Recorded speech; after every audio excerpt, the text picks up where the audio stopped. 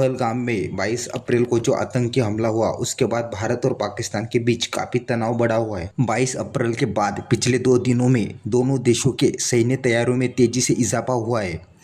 दोनों देश हवाई और समुद्री क्षेत्रों में हाई प्रोफाइल अभ्यास कर रहे हैं। मध्य क्षेत्र में भारतीय वायुसेना ने आक्रामक अभ्यास शुरू किया है, जो एक बड़े पैमाने का युद्ध अभ्यास है और दोनों देश एक दूसरे पर हमला करने के लिए तैयार है। इस अभ्यास का नेतृत्व राफेल लड़ाकू विमानों द्वारा किया जा रहा है, जो विभिन्न क्षेत्रों में जमीनी हमले और इलेक्ट्रॉनिक्स युद्ध प्रशिक्षण जैसे जटिल मिशनों को अंजाम देने में सक्षम है। उल्लेखनीय रूप से इन अभियानों को समर्थन देने के लिए भारतीय वायुसेना की परिसंपत्तियों को पूर्वी तट पर स्थित ठिकानों से हटाकर दूर तैनात किया गया है तथा सीनियर पायलट लंबी दूरी के हमले की तैयारी कर रहे हैं और सटीक लक्ष्यों पर बमबारी करने की तैयारी चालू है। इसके साथ ही पाकिस्तान के सैन्य अधिकारियों ने 24 और 25 अप्रैल को कराची तट पर लाइव फायर नौसैनिक अभ्यास तथा सतह से सतह पर मार करने वाली मिसाइल का सफल परीक्षण करने की घोषणा की है। मिसाइल परीक्षण के लिए अरब सागर को चुना गया है, जो क्षेत्रीय सुरक्षा स्थिति के जवाब में शक्ति प्रदर्शन और परिचालन तत्परता का संकेत है।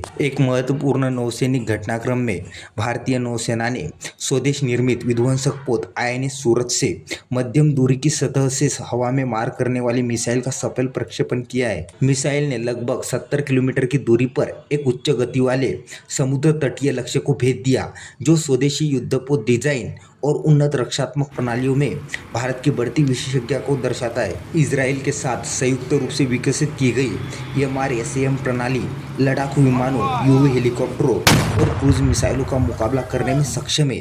यहाँ तक कि मिसाइल हमले की स्थिति में भी भारत की समुद्र स्थिति को मजबूत करने के लिए भारत ने 44,000 टन वजनी विमानवाहक पोत INS विक्रांत को अपने बंदरगाह से अरब सागर की ओर रवाना किया है, जो इस क्षेत्र में नौसेना की मजबूत उपस्थिति को रेखांकित करता है। जमीनी स्तर पर सेना प्रमुख जनरल उपेंद्र द्विवेदी जम्मू कश्मीर में सुरक्षा अभियानों की समीक्षा करने के लिए श्रीनगर का दौरा करने वाले। इसी बीच भारतीय सेना ने घाटी में आतंकवाद विरोधी अभियानों का समर्थन करने के लिए सीमित उड़ान संचालन के लिए एडवांस लाइट हेलीकॉप्टर ध्रुव को मंजूरी दे दी है। हमले के बाद दोनों देशों के बीच सैन्य गतिविधियां बहुत ज़्यादा बढ़ गई है।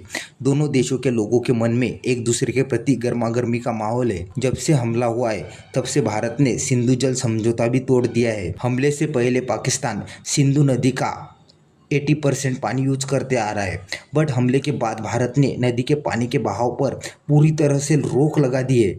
ऐसे में पाकिस्तान भी तिलमिला उठा है। ऐसे में दोनों देश आगे एक दूसरे के प्रति क्या समझौता करते हैं या फिर इसका एक ही अंजाम है, वो है युद्ध, जो हमें जल्द से जल्द पता चलेगा। बट आपको क्या लगता है, भारत को पाकिस्तान के खिलाफ क्या एक्शन लेना चाहिए? हमें आप कमेंट करके बता सकते हैं। तो आज के वीडियो में बस इतना ही। वीडियो अच्छा लगा तो प्लीज़ लाइक, शेयर और चैनल को सब्सक्राइब करना ना भूलें। मिलते इसी तरह के अगले एक और नए इन्फॉर्मेटिव वीडियो के साथ। Thank you for watching.